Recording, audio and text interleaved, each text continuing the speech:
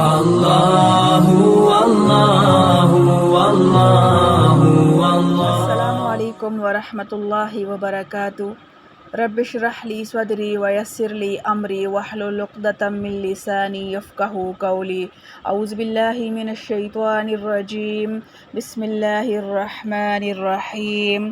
قل یا اہل الکتاب تعالوا الی کلمۃ سواء بیننا وبینکم، تو کہہ اے اہل کتاب آؤ ایک بات کی طرف جو برابر ہے ہم میں اور تم میں، اللہ نعبد الا اللہ ولا نشرک بہ شیئا ولا یتخذ بعضنا بعضا اربابا من دون اللہ، کہ بندگی نہ کریں مگر اللہ کی اور شریک نہ ٹھہرا دیں اس کا کسی کو اور نہ بنا دے کوئی کسی کو رب سوائے اللہ کے۔ فَإِن تَوَلَّوْا فَقُولُوا اشْهَدُوا بِأَنَّا مُسْلِمُونَ، پھر اگر وہ قبول نہ کریں تو کہہ دو گواہ رہو کہ ہم تو حکم کے تابع ہیں۔ خلاصہ تفسیر، اے محمد صلی اللہ علیہ وسلم، آپ صلی اللہ علیہ وسلم فرما دیجئے کہ اے اہل کتاب آؤ ایک ایسی بات کی طرف جو کہ ہمارے اور تمہارے درمیان مسلم ہونے میں برابر ہے، وہ یہ ہے کہ بجز اللہ تعالیٰ کے ہم کسی اور کی عبادت نہ کریں اور اللہ تعالیٰ کے ساتھ کسی کو شریک نہ ٹھہرائیں، اور ہم میں سے کوئی کسی دوسرے کو رب قرار نہ دے خدا تعالیٰ کو چھوڑ کر۔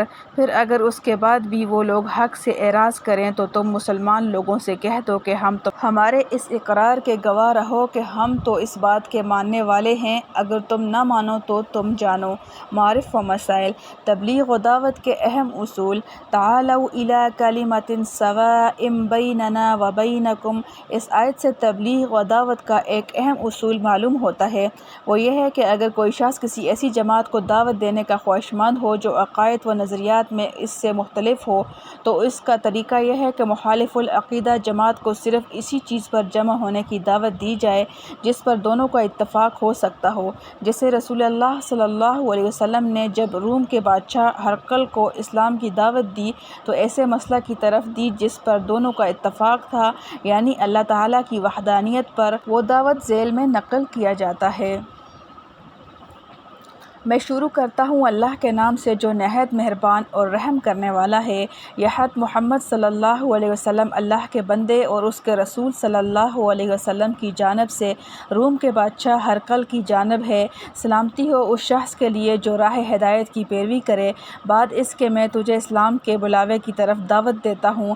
اسلام لا تو سلامت رہے گا اور اللہ تعالیٰ تجھ کو دوہرا اجر دے گا، اور اگر تو اعراض کرے گا تو تجھ پر ان سب کسانوں کا وبال ہوگا جو تیری رعایا ہیں۔ اے اہل کتاب، ایک ایسی بات پر آ کر جمع ہو جاؤ جو ہم اور تم دونوں میں برابر ہے، یہ کہ ہم سوائے اللہ کے کسی کی عبادت نہ کریں اور نہ اس کے ساتھ شریک کریں، اور نہ ہم اللہ کو چھوڑ کر آپس میں اپنوں کو رب بنائیں۔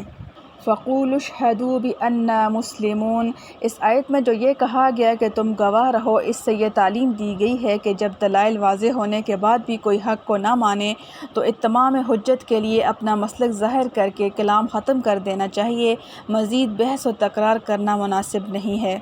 الحمدللہ حمدا کثیرا طیبا مبارکا فیہ کما یحب ربنا ویرضی، اللہم اہدنا الصراط المستقیم۔